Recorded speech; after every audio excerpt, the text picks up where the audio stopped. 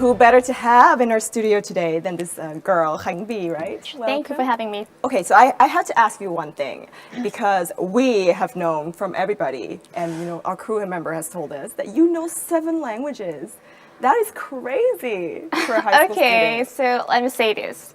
Actually, in real life, I learned 3 languages, English, Korean, and Chinese.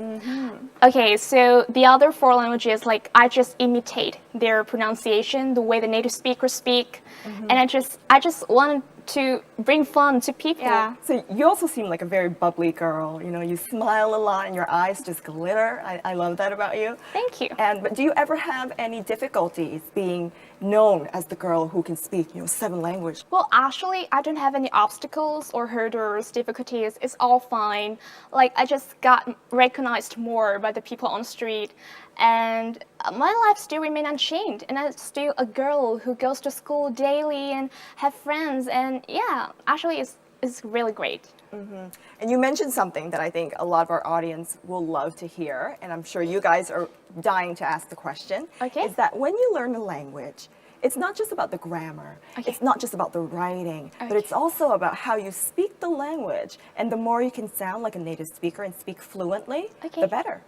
And do you agree? And how do you manage to become so fluent? Because talking to you now, you're extremely fluent. So actually, when I was about 4 or 5 years old, I already had an early approach to foreign films, movies, music from America, England, English-speaking countries in general, Korea, China, other Asian countries.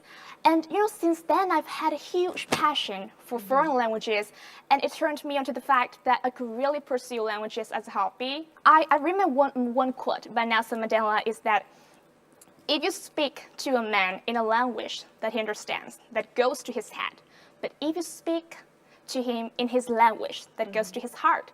And it just makes me feel love language more on a daily basis, and that's how I started.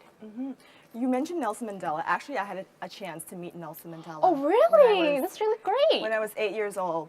Oh my gosh. I actually held a maple leaf for him to welcome him into the country. Oh my gosh. Yeah, and I remember one thing he wished us back in the day. He said that you can be whatever you want, but make sure that you're able to tell people what you think. Wow, it's so inspiring. Yeah, to tell people what you want. I really love him. Yes, absolutely.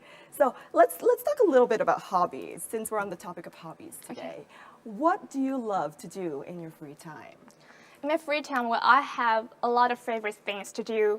Like, actually, I had an opportunity to work on television, and that is how I love being an MC, hosting on the stage, and yeah, standing in front of the camera.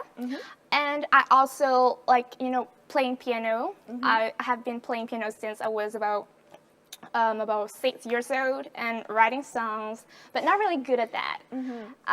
Rapping, I know a little bit rapping. Okay, girl, you gotta show me how you rap, because it's something I've not seen many people say, especially girls that are as pretty and demure as you are. So you gotta show me how you rap.